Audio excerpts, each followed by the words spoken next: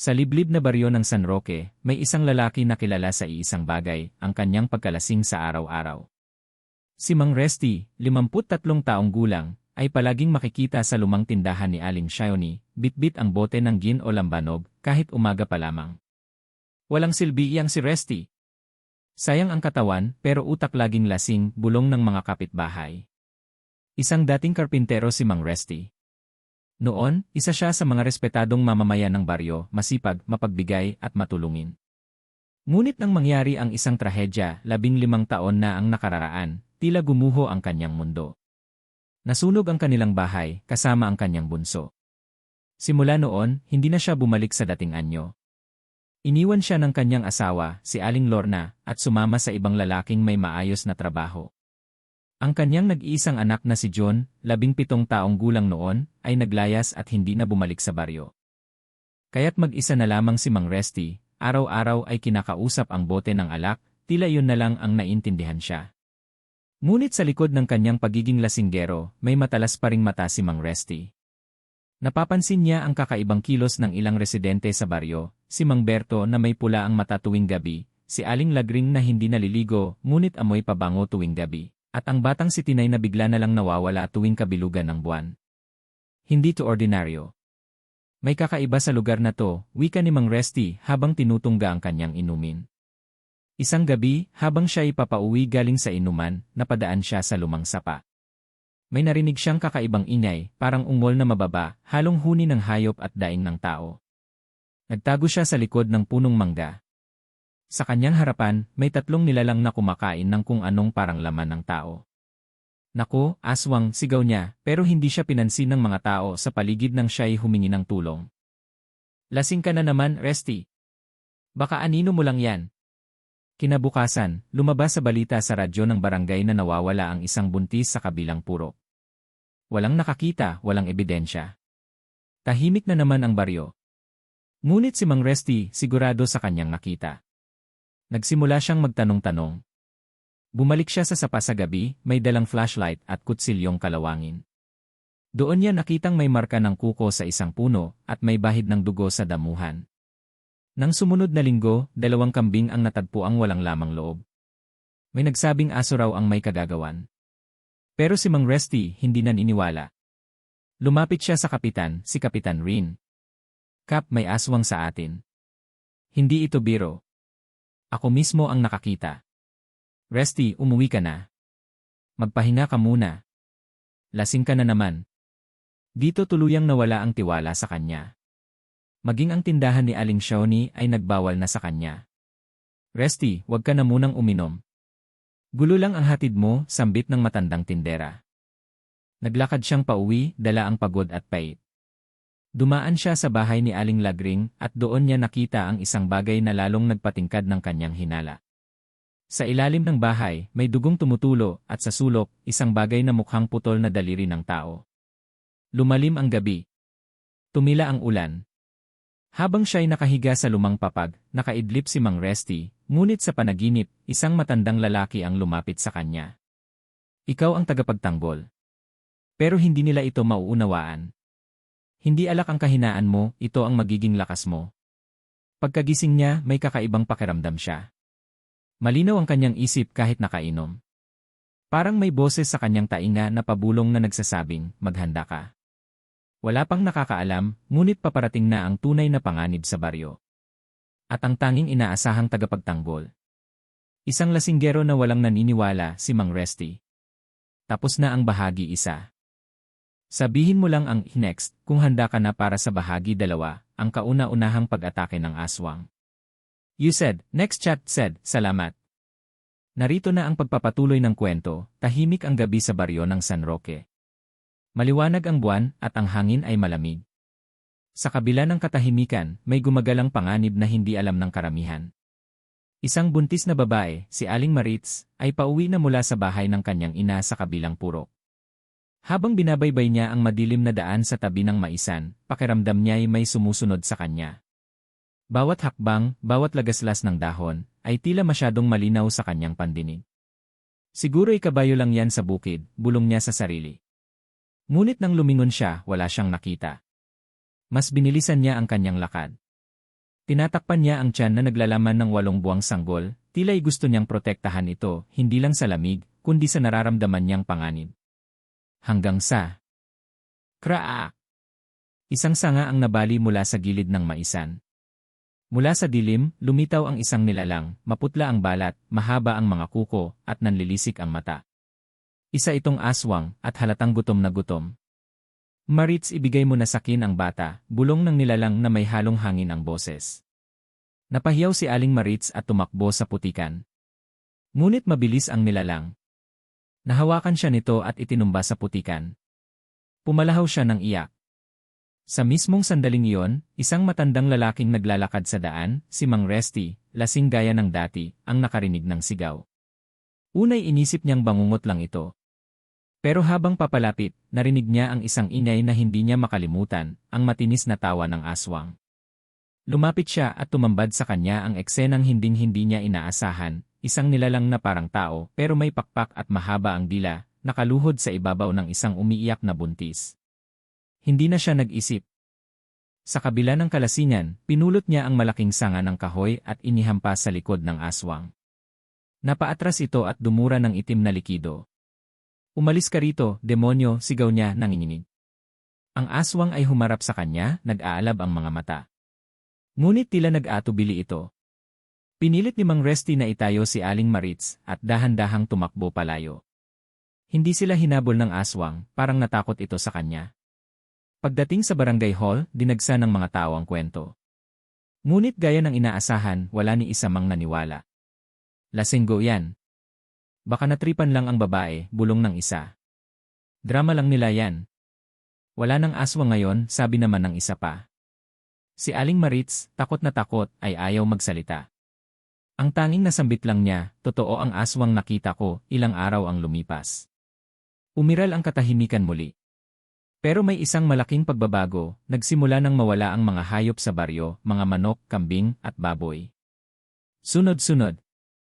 At tuwing kabilugan ng buwan, may naaamoy ang mga residente, parang nabubulok na karne na may halong asupre. Nakita rin ng ilang bata si Mang Berto, isang retiradong mangingisda, na palakad-lakad sa sapa ng hating gabi na wala namang dahilan. May nagsabing nakita siya na may suot na balabal at kulay itim ang mga mata. Ngunit tahimik si Berto. Hindi siya nagsasalita. Dahil sa walang aksyon ang mga opisyal, si Mang Resty na mismo ang gumalaw. Araw-araw, palihim niyang inoobserbahan ang mga lugar na may nawalang hayop. Gumagawa siya ng mapa sa lumang papel, pinagtatagpi-tagpi ang lokasyon ng mga insidente. Nakita niyang may pattern, palapit ng palapit ang pagkawala ng hayop sa gitna ng baryo. Kung hindi sila pipigilin, tao na ang sunod, sambit niya habang hawak ang bote ng alak. Sa panahong ito, habang patuloy siyang nilalait at pinagtatawanan ng mga kabaryo, isang matanda ang dumating sa lugar, si Tandang Hugo, isang misteryosong albularyo na bihirang magsalita. Siya'y kilala sa mga baryong malalayo bilang manggagamot ng hindi kayang gamutin. Nagkita sila ni Mang Resty sa sapa isang gabi. Alam ko kung sino ka, bulong ni Tandang Hugo. Ako? Sino ba ako sa palagay mo, Tandang? Tugon ni Mang Resty, medyo lasing. Ikaw ang tinatawag na inuman ng panahon, tagapagtanggol ng baryo tuwing dumadalaw ang kadiliman. May dugo kang hindi mo alam, may kapangyarihang lumalakas lamang kapag ikaw ay nasa ilalim ng tama ng alak. Napatawa si Mang Resty. Eh di swerte ako. Lasing ako palagi. Hindi ito biro. Kung hindi ka kikilos, kakainin ng dilim ang lahat ng mahalaga sa'yo, pati ang mga nawala na. Dahil dito, unti-unting nabuo ang desisyong hindi lang magpakalasing si Mang Resty, kundi simulan ng harapin ang kanyang paniniwalang totoo. Kung totoo ang sinabi ng albularyo, kailangan niyang maghanda. Ang baryo ay nasa bingit ng panganib. Ang unang atake ng aswang ay simula pa lamang. At ang tangi nilang pag-asa ay ang lalaking pinakaayaw nilang paniwalaan. Matapos ang matinding pangyayari sa sapa at ang unang pag-atake ng aswang, lalong lumalim ang misteryo sa baryo ng San Roque. Mula nang magpakita si Tandang Hugo, isang matandang albularyo, naging mas malinaw kay Mang Resty na may mas malaking giyera siyang kinakaharap. Ngunit sa kabila ng lahat, may bahid pa rin ng pag-aalinlangan sa kanyang puso, siya ba talaga ang hinihintay na tagapagtanggol? Isang gabi, pinuntahan siya ni Tandang Hugo sa kanyang bahay na yari sa lumang kawayan.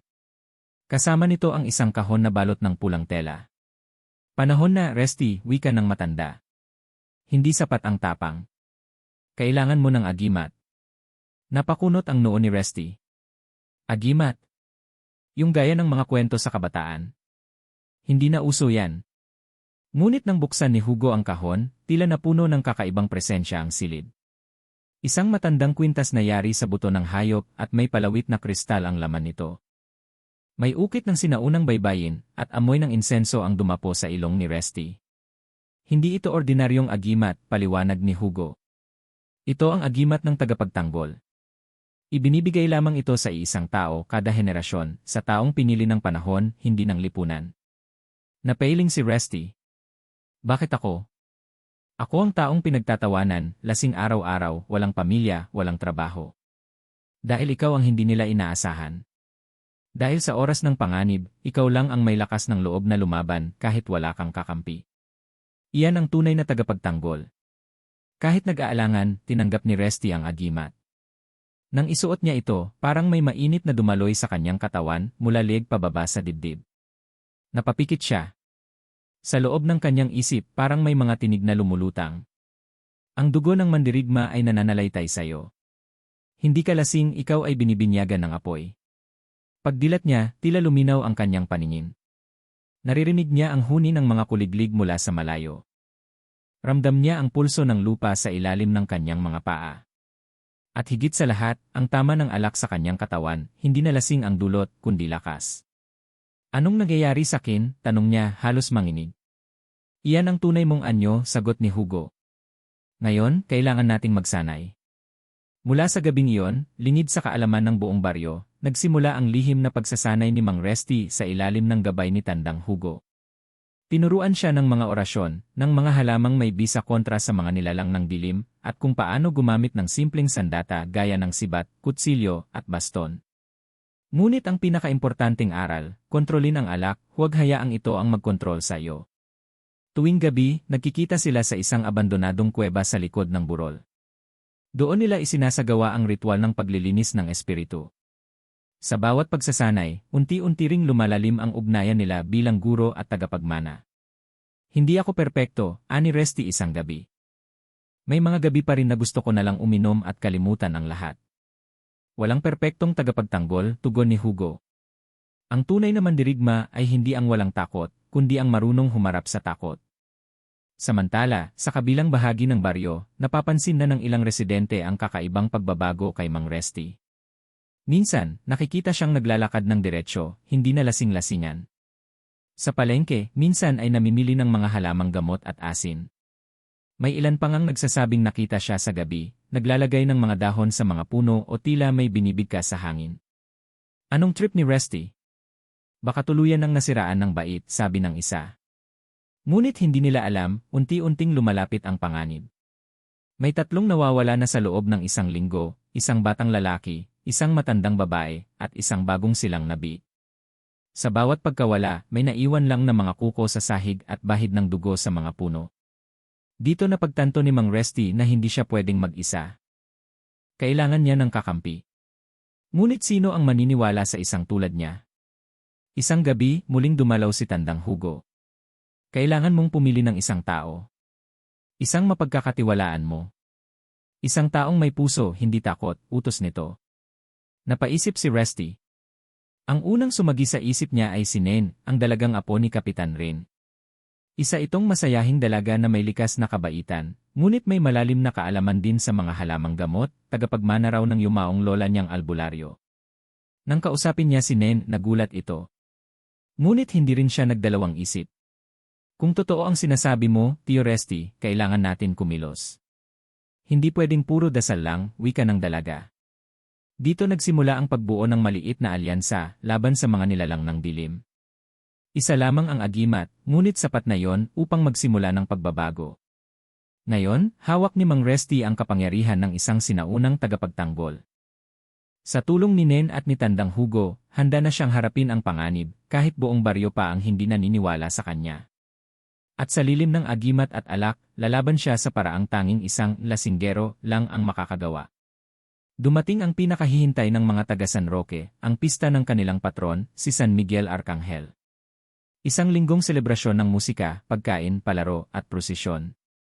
Sa gitna ng kasayahan, walang nakakaramdam ng matinding panganib na papalapit sa kanila maliban kina Mang Resty, Nen, at Tandang Hugo. Araw ng prosesyon, buhay na buhay ang buong baryo. May pakaraoke sa plaza, may mga kakanin sa gilid ng kalsada, at ang mga bata ay abala sa paagaw ng candy. Sa gitna ng kasayahan, naroon si Mang Resty, tahimik lang na pinagmamasdan ang paligid, hawak-hawak ang agimat sa ilalim ng kanyang damit. Sa kanyang mata, tila may mga aninong palakad-lakad sa mga sulok ng kalsada. Hindi ito basta tao. Masyadong matao ngayon, bulong niya kay Nen. Ito ang perpektong oras para umatake ang mga aswang. Bantay tayo sa mga lugar na hindi matao. Doon sila kadalasang pumupuesto, sagot ni Nen habang hawak ang isang maliit na sisidlan ng langis na may pinaghalong bawang, luya, at asin, ang tinurong panlaban ni Tandang Hugo. Samantala, sa kabilang bahagi ng baryo, may mga kakaibang pangyayari na agad na lumilikha ng tensyon, nawalan ng kuryente sa ilang kalye. May mga hayop na biglang nagwala. May isang bata na tila nawalan ng malay habang nanonood ng sayawan sa entablado.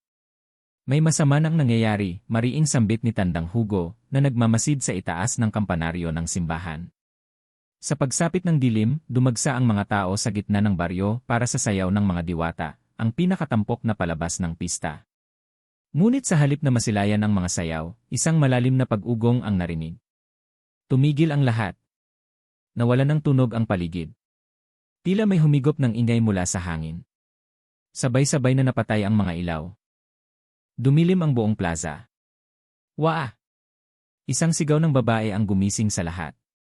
Sa liwanag ng buwan, tumambad sa lahat ang isang nilalang na nasa gitna ng entablado, maitim ang balat, may mahabang dila, at pulang-pula ang mga mata. Isa itong ganap na aswang. Nagkagulo ang mga tao. Nag-uunahang tumakbo. May nagsisigaw. May mga batang naiwan. Ngunit hindi ito ang huling aswang sapagkat apat pa ang lumitaw sa magkakaibang direksyon. Ang ilan ay mula sa mga post ng kuryente, ang iba'y gumapang mula sa ilalim ng entablado. Magsipagtago! Mga demonyo ito, sigaw ng kapitan habang tinatangkang itago ang pamilya niya. Ngunit bago pa man tuluyang lamunin ng takot ang lahat, may isang lalaking biglang sumugod, si Mang Resty, hawak ang isang baston na may balot na dahon ng saging at asin. Ang kanyang matay tila may liwanag, at ang katawan niya'y hindi lasing, kundi punang lakas. Dito kayo sa akin, sigaw niya habang hinarangan ang isang aswang na susunggab sa isang buntis. Hinataw niya ito gamit ang baston, at agad itong napaatras habang umaalulong sa sakit. Nagkagulo ang mga aswang, hindi nila inaasahang may lalaban sa kanila. Sabay na sumugod si Nen. Tumalsik ang langis mula sa kanyang sisidlan patungo sa mukha ng isa pang aswang, na agad namang nasunog at nagsisigaw ng agimat. Elri agimat siya. Sa simbahan, pinatunog ni Tandang Hugo ang malaking kampana gamit ang ritual na orasyon, dahilan upang ang ilan sa mga aswang ay umatras. Ngunit ang pinakamatindi sa lahat ay ang pinunong aswang, na lumitaw sa itaas ng simbahan. Isa itong matangkad na nilalang na may mga pakpak, balahibo sa katawan, at mukha ng tila isang tao, ngunit may ngipin ng hayop. Ito ang dato ng mga aswang, at siya ang pangunahing layunin ng agimat. Hahaha! Ikaw ba ang piniling tagapagtanggol, panunuyan ng dato kay Mang Resty? Isang lasinggerong nilalang. Lasing ako noon. Pero ngayon gising na ako, sagot ni Resty. Nagkaharap sila. Sa gitna ng plaza, sa harap ng lahat. Si Mang Resty, suot ang agimat, hawak ang baston, at may apoy sa mga mata. Ang dato ng mga aswang naman ay lumilipad-lipad, naghahanap ng butas upang umatake. Nagtagisan sila ng lakas. Sa bawat hampas ni Resty, may sinasabayan siyang orasyon. Sa bawat lipad ng aswang, may kasamang sigaw ng pagkasuklam. Minsan ay natamaan si Resty at duguan ang kanyang braso. Ngunit hindi siya bumigay. Dumating si Nen, ibinato ang natitirang langis kay Datu, na tinamaan sa mata. Napaiyak ito sa sakit. Resty! Ang puso mo! Ipunla mo sa agimat, sigaw ni Tandang Hugo mula sa kampanaryo. Ipinikit ni Resty ang mga mata, at inalala ang lahat ng sakit, ang nawalan siyang anak, ang iniwang asawa, ang pagkamatay ng kanyang ama sa aswang ilang dekada na ang nakaraan, at sa huling sigaw. Hinampas niya ang puso ng Datu ng buong lakas gamit ang baston na may agimat. Nagsisigaw ang datu at unti-unting natunaw sa alab ng apoy. Ang mga natitirang aswang ay nagsitakbo palayo, lumipad sa kadiliman at naglaho. Sa huling minuto ng pista, ang katahimikan ay napalitan ng panalangin at pasasalamat. Ang mga tao'y hindi makapaniwala. Ang dating lasinggero, ang tinatawag nilang Isiraulo, ay siyang naging tagapagtanggol ng buong baryo. Lumipas ang ilang linggo matapos ang malagim na pista. Nagbalik ang kaayusan sa baryo ng San Roque, ngunit hindi rin agad nawala ang takot ng mga tao. Marami pa rin ang ayaw lumabas sa gabi. Marami ring nag-umpisang magsindi ng kandila sa pintuan at naglalagay ng bawang sa mga bintana. Sa kabila nito, naging bayani si Mang Resty. Ang dating tampulan ng biro at inuman ngayon ay tinitingala na bilang tagapagtanggol ng baryo. Ngunit sa kaloob-looban ng kanyang puso, alam niyang hindi pa tapos ang laban. Hindi pa tayo ligtas, wika niya kay Nen habang nililinis nila ang altar ng mga halamang pangontra sa aswang. Sa palagay mo, may babalik pa? Tanong ni Nen habang pinapahid ng langis ang kanyang mga palad. Sigurado ako, sagot ni Mang Resty. Hindi iyon basta pangkaraniwang atake. Sinubukan lang nila ang lakas natin. Habang abala sila sa pag-inspeksyon ng baryo tuwing gabi, si Tandang Hugo naman ay nagsimulang maghanap ng kasagutan sa mga lumang aklat at sulat ng sinaunang mga albularyo. Isang gabi, dumating siya sa bahay ni Resty na may daladalang sinaunang kasulatan. May natuklasan ako, bungad ni Hugo. Ang dato na napatay mo hindi siya ang puno ng lahat. Napakunot ang noo ni Resty. Paano yon? Siya ay isa lamang sa 3 itinatagong tagapagmana ng kadiliman. Ang 2 pa ay buhay pa at mas tuso. Sa kabilang baryo, isang kakaibang pangyayari ang naitala. May mga alagang hayop na nawawala, mga punong natutuyo, at mga bata na tila bangungot ang naranasan. Sa bawat lugar na dinaanan ng anino, naiiwan ang mabahong amoy ng bulok na laman at abo. Isa sa mga nakakita ng anino ay si Aling Sima, isang matandang tindera sa palengke. Ako mismo, nakita ko. Itim na itim, parang usok na gumagapang. Tapos narinig ko pa, parang may umuungol. Dahil dito, muling tumindig si Mang Resty. Isinusuot muli ang agimat, muling binuksan ang kanyang kahon ng orasyon, at muling humawak ng baston. Panahon na para hanapin sila, bago pa sila dumating sa atin, mariin niyang wika. Nagsimula silang maglakbay, sina Mang Resty, Nen, at Tandang Hugo. Pinuntahan nila ang mga kalapit baryo kung saan naitala ang mga kababalaghan. Sa baryo ng Binangonan, nakatagpo sila ng isang matandang lalaki na may kakaibang marka sa batok. Ako si Mang Sebio, pakilala nito. Isa akong dating tagapangalaga ng lihim na yaman ng mga manggagamot. Si Mang Sebio ay dating kaalyado ni Tandang Hugo. Ayon sa kanya, may isang grupo ng mga aswang na nagtago ng mahigit 100 taon, tinatawag na mga itinagong aswang. Sila ay mga nilalang na itinapon ng kanilang sariling lahi dahil sa sobrang kasamaan, ngunit ngayon ay muling lumilitaw. Ang una ay napatay niyo na si Datu Iskar. Ngunit may natitira pang 2, si Luyat, ang manggagaway ng itim na kabundukan, at si Bangkilan, ang tagapagpanganak ng mga nilalang sa gabi. Napabuntong hininga si Mang Resty. Mas malalakas ba sila? Hindi lang malakas, sagot ni Mang Sebio. Mas tuso. Sila ang bumuo ng doktrina ng paghalo ng dugo ng tao at aswang. Kaya nilang makihalubilo, maging normal sa paningin natin. Napatigil si Nen. Ibig sabihin pwedeng may aswang nakasama natin sa baryo. Tumango si Tandang Hugo. Kaya kailangang maging mas maingat tayo ngayon.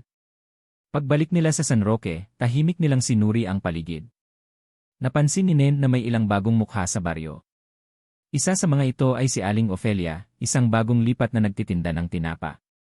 Laging mabait, masayahin, at mahilig mag-alok ng pagkain, ngunit isang gabi, nakita siya ni Nen sa likod ng kanyang bahay kumakain ng hilaw na manok at duguan ng bibig. Kinabukasan, wala si Aling Ofelia. Nawala na lang. Ang kanyang bahay ay nagmistulang abandonado, at ang lahat ng kanyang gamit ay naglaho. Dito na nila napatunayang nagsimula na ang pagbabalik ng mga itinagong aswang. Nagsimula ring bumalik ang mas malalalang bangungot sa mga bata. Isa sa mga anak ni Aling Marta ay nagsabing may humihila sa kanya sa ilalim ng kama tuwing hating gabi, isang babaeng may dugong mata at nakangising parang bangkay. Hindi na ito pangkaraniwang aswang, sambit ni Tandang Hugo. Ang mga bumabalik ay yaong mga may kapangyarihang manggulo kahit sa panaginip. Nagpasya silang magtatag ng lihim na Bantay Kadiliman, isang grupo ng mga piling tao mula sa baryo na may kakayahang magbantay, mag-imbestiga, at tumugon sa anumang kababalaghan. Kasama dito sina Resty, Nen, Mang Sebio, at 3 pang kabataang may bukas na puso sa pakikibaka, sina Isko, Tanya, at Jerwin. Sa kanilang unang pagpupulong, nagbitaw ng panibagong panata si Mang Resty, hindi ako perpekto. Isa lang akong dating lasinggero. Pero sa harap ng kadiliman, kahit sino ay pwedeng maging tanglaw kung may tapang, pananalig, at pagmamalasakit sa kapwa. Sa oras na yon, muling lumiwanag ang agimat sa kanyang lig, hudyat ng pagbubukas ng bagong yugto sa kanilang laban. Ang tahimik na baryo ng San Roque ay muli na namang haharap sa panibagong pagsubok. At sa bawat gabi, may mga matang nagmamasid, mga kuko sa dingding, at hunin ang nilalang na nagkukubli sa dilim. Hindi na tanong kung babalik ang mga aswang. Ang tanong ngayon ay kailan, saan, at sa anong anyo.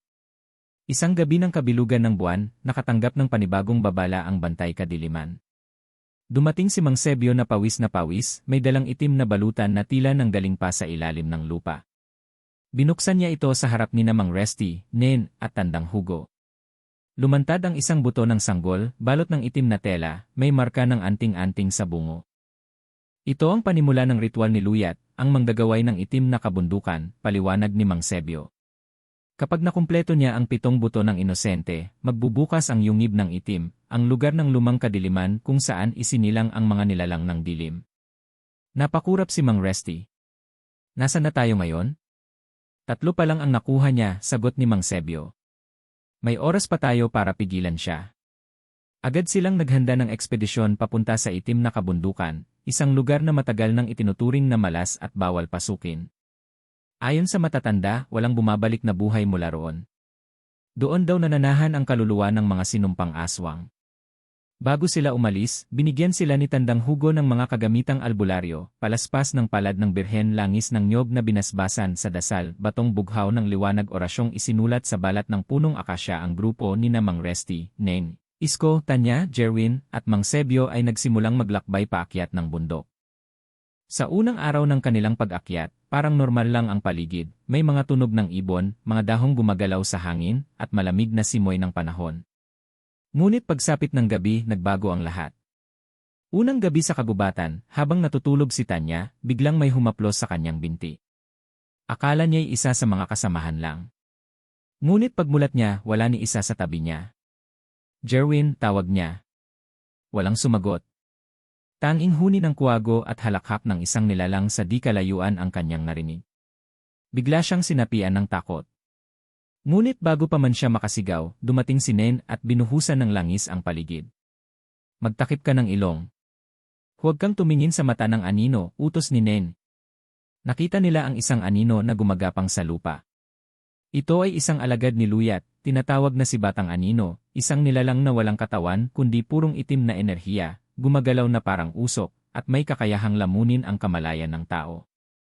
Hindi tayo ligtas kahit sa gabi, bulong ni Mang Resty. Kailangan nating tapusin ang lakbayin sa loob ng 3 araw.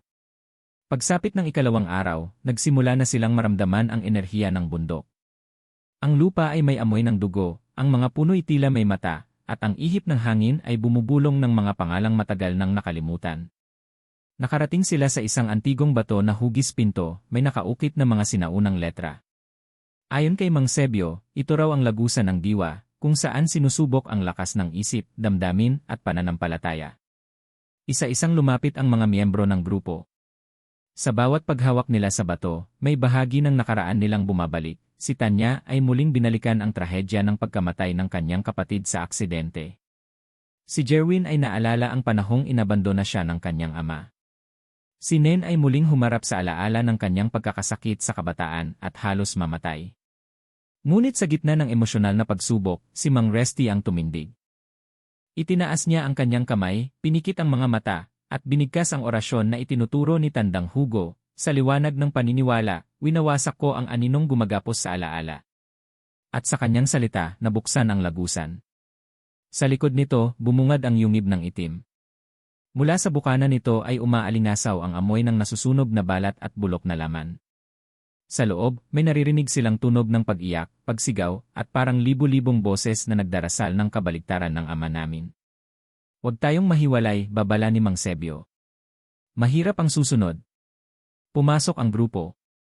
Sa loob ng yungib, nakita nila ang mga estatwa ng sanggol, nakasabit sa kisam ng bato.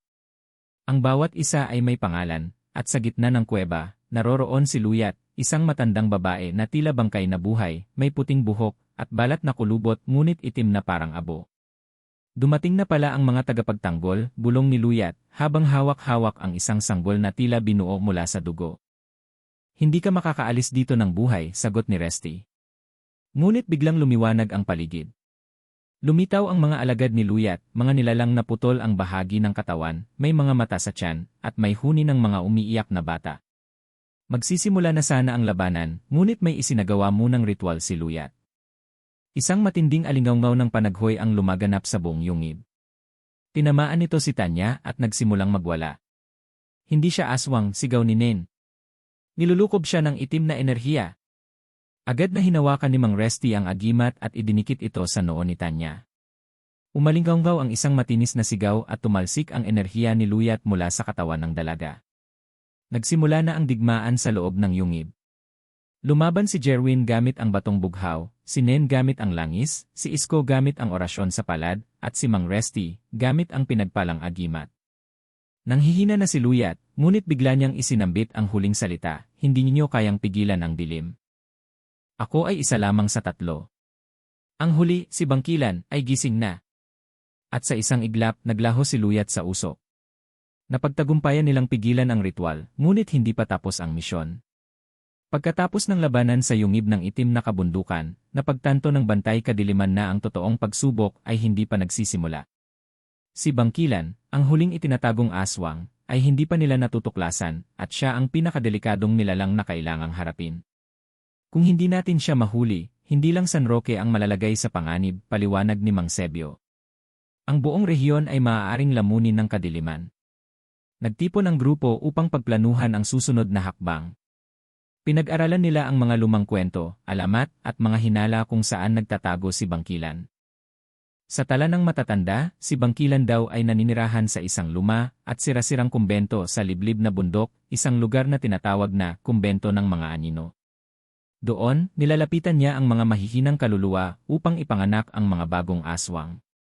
Naglakbay sila patungo sa kumbento, dala ang lahat ng kagamitan at agimat.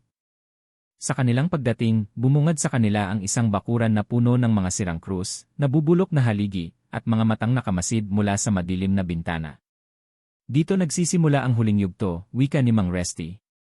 Sa pagsisiyasat, nakatagpo nila ang mga bakas ng ritual, mga sinaunang simbolo sa mga dingding, mga bitak ng lupa na naglalabas ng usok, at mga kalansay ng hayop na may mga sugat na tila kagat ng halimaw. Habang nagpapatuloy sila, naramdaman nila ang malamig na presensya ni Bangkilan. Biglang may naglaho mula sa anino, isang nilalang na may mahahabang kuko, mga mata na naglalagablab, at balat na parang nasunog. Ako si Bangkilan, malakas na boses na bumalot sa buong kumbento. Ako ang panganib na hindi ninyo nakita. Ang ina ng bagong kadiliman. Nag-umpisa ang matinding labanan. Ginamit ng grupo ang lahat ng kaalaman nila, mga orasyon, langis, agimat, at lakas ng loob. Ngunit iba si Bangkilan, kaya niyang magpalit anyo, magtago sa dilim, at manipulahin ang mga takot nila. Sa gitna ng labanan, tinawag ni Nen ang mga tao sa baryo upang manalangin para sa kanila, upang palakasin ang kanilang espiritu. Sa huli, nagtagumpay ang bantay kadiliman sa pamamagitan ng isang ritual na pinag-isa ang lakas ng bawat isa. Napilitang umatras si Bangkilan, na nagbabanta na babalik siya ng mas malakas. Matapos ang matinding laban kay Bangkilan sa kumbento, ramdam ng buong grupo ang pagod at sakit, ngunit alam nilang hindi pa ito ang katapusan.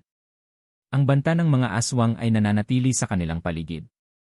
Nagtipon muli sila sa gitna ng San Roque, pinangunahan ni Mang Resty, upang maghanda ng isang huling ritual na magpapatibay sa kanilang baryo laban sa kadiliman. Tinawag nila ang mga matatanda, kabataan, at lahat ng naniniwala sa kapangyarihan ng liwanag at pananampalataya. Sa gitna ng plaza, nagsimula ang panalangin habang si Mang Resty ay may hawak na agimat. Isa-isang isinambit nila ang mga dasal at orasyon, ang bawat isa ay nagbigay ng kanilang lakas at pananalig. Habang lumalakas ang ritual, naramdaman nila ang malamig na hangin na unti-unting nawawala, pinalitan ng mainit na liwanag na sumisiklab sa paligid. Lumalabas mula sa mga anino ang mga nilalang na minsang sumira sa kanilang katahimikan, ngunit ngayon, sa lakas ng pagkakaisa, sila ay napilitang bumalik sa dilim. Isang panata ang binigkas ni Mang Resty, sa ngalan ng liwanag, itinatakwil namin ang dilim.